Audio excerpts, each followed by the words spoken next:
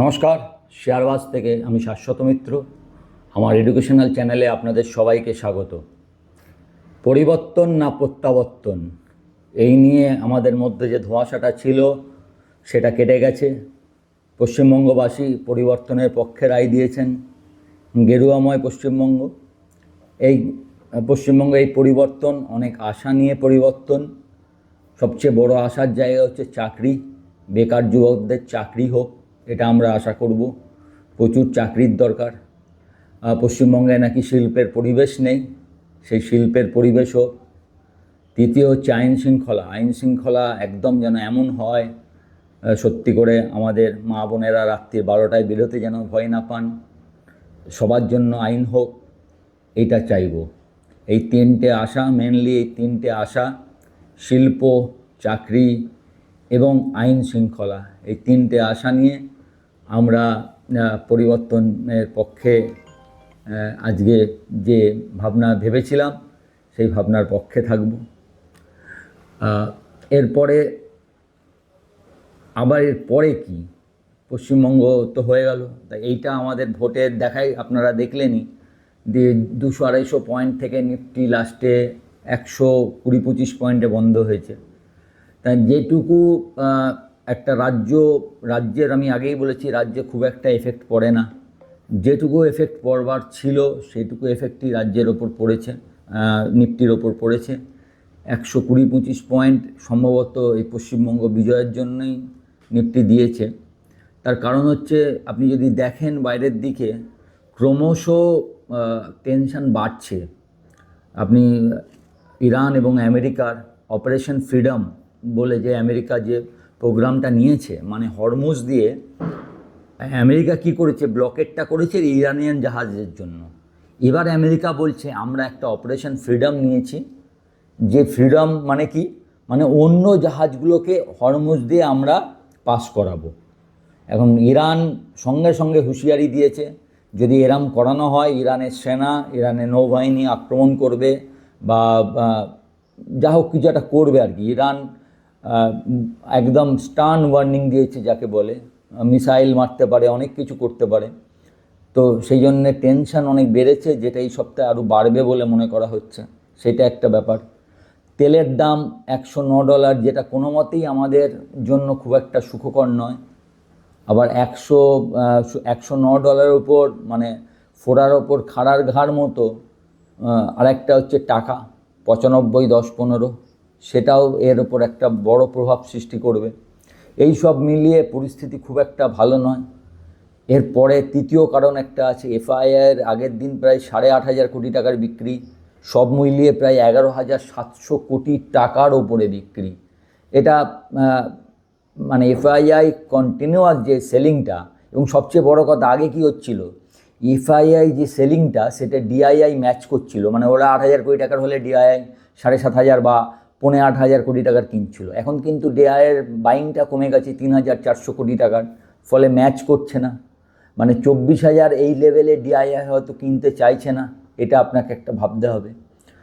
FII long position 11.5%-এ নেমেছে। আমরা অতীত থেকে দেখেছি যখনই 12%-এর নিচে নেমেছে তখন এই লং পজিশানটা 7-8% অবধি চলে গেছে। মানে আরও কিছুটা নিচে যাওয়ার জায়গা আছে, মানে আরও কিছুটা প্রেশার নিফটির ওপর আসতে পারে। সব মিলিয়ে নিফটির উপর একটা বড় চাপ রয়েছে। ব্যাঙ্ক নিফটির ওপর বিশেষ করে আমি আগেই বলেছি যে যেগুলো রেট সেন্সিটিভ সেগুলো নিয়ে খুব চিন্তার ব্যাপার। সেগুলো নিয়ে দেখবেন যতবার ইন্টারেস্ট রেটের যখনই প্রভাব পড়বে, যদিও আমাদের সরকার এখনও তেল গ্যাসের দাম বাড়ায়নি, যদিও ডোমেস্টিক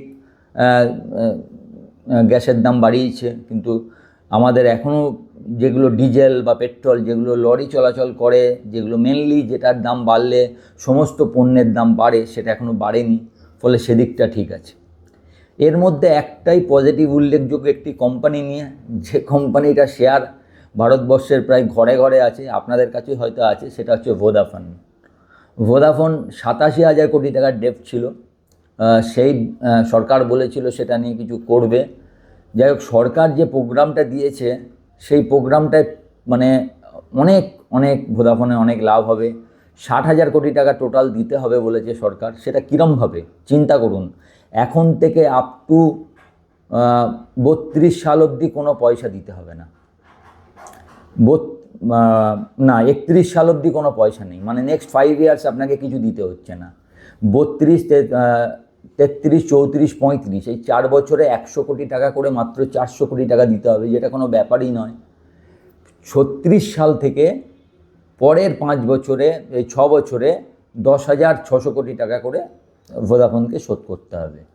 টোটাল মিলিয়ে 60,800 কোটি টাকা মতো শোধ করা হচ্ছে, ধরে নিন 63,000 কোটি টাকা মতো ইন্টারেস্ট দিয়ে ভোদাফোনকে দিতে হবে।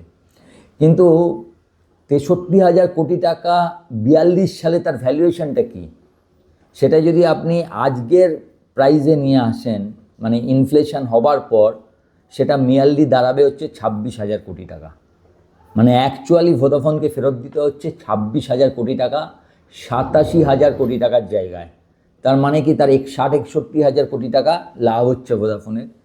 তো এই অবস্থায় ভোদাফোন যদি কোনো সময় কোনো কারণে নিচে আসে, যেহেতু লাস্ট 2 মাস যদি আপনি দেখবেন ভোদাফোনের সাবস্ক্রাইবার বেড়েছে এবং আরপিউ, যেটা হচ্ছে সবথেকে আমরা দেখি এই মানে পার ইউজার কতটা তার ইনকাম হচ্ছে, সেটা 176 টাকায় এসছে, যেটা 212 টাকা বা 214 টাকা মনে হয় জিওর, আর 240 টাকা হচ্ছে এয়ারটেলের। সেটা ভোদাফোনের 176 টাকা পর্যন্ত এসছে। কিন্তু এইটা বাড়াতে গেলে কি করতে হবে না, বাড়াতে গেলে আপনার স্ট্রাকচারাল কিছু মানে আরও চেঞ্জ করতে হবে। তার মানে টাকা চাই। যদি আপনি এটাকে ভোদাফোনের সিস্টেমটাকে আরও উন্নত করতে চান, উন্নত পরিষেবা দিতে চান, তার জন্য ভোদাফোনের দরকার হবে মোটামুটি 45,000 কোটি টাকা, ভোদাফোন যা বলেছে। এখন এই 45,000 কোটি টাকার মধ্যে 25,000 কোটি টাকা সম্ভবত ভোদাফোন কোনো